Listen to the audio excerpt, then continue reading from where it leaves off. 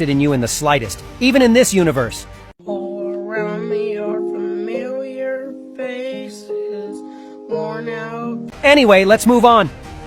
Clockwoman walks over to the operating table and with a bit of preparation, begins her time magic.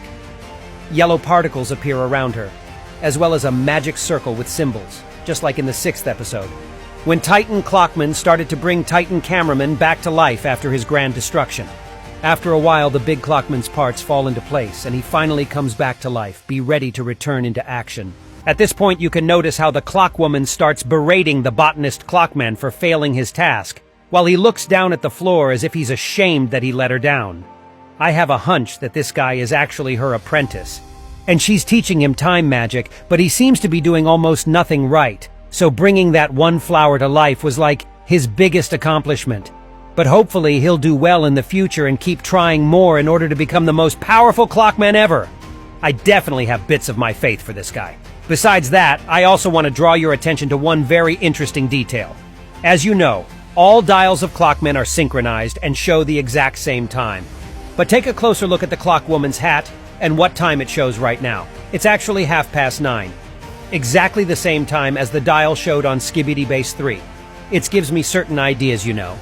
Maybe she knows what's really going on in this universe, and she's in on it with me, the Elite and Moby.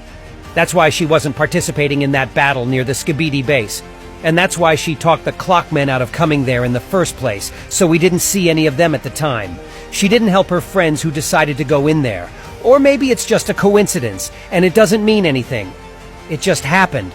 Who knows? Large Speaker Man handles Big Clockman his hat, after which they make a bro fist, while the Clockmen are showing their signature, okay.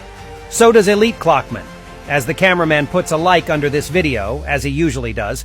So you guys should do the same if you like my analyses. It adds motivation to me to give you a lot more I already do. However, this beautiful scene is being interrupted by a message on the POV tablet, informing us that the Titan Clockman has been destroyed and captured by the infected Titan cameraman. As we'll learn in future episodes, the Skibidi will begin dismantling him for parts and take some of the Clockman's technology out. With their help, they will be able to find out how to defeat the agents and Titans. The main Clockman takes the tablet in his hands to see that news as well, and it looks like he's really upset. Well, that wraps up the whole episode, and I now want to discuss something else with all of you. In this episode, the Alliance doesn't know yet that the ordinary Skibidi toilets aren't their biggest threat, and a Skibidi scientist with clockwork inventions isn't the most dangerous thing waiting for them ahead.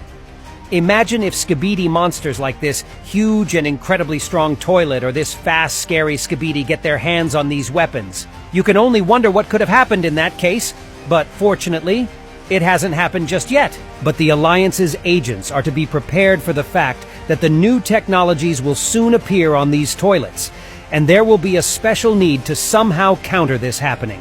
Perhaps we will see it on that exact toilet that could be seen in the very last picture. And then whoever gets in her way will have a rough time.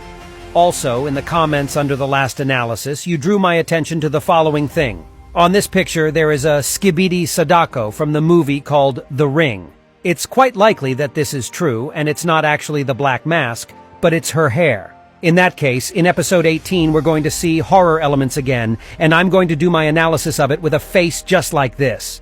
So be sure to subscribe to my channel so you won't miss my new analysis of the 18th episode. I already know it's going to be incredible. And it was me, ISO Toilet. See ya!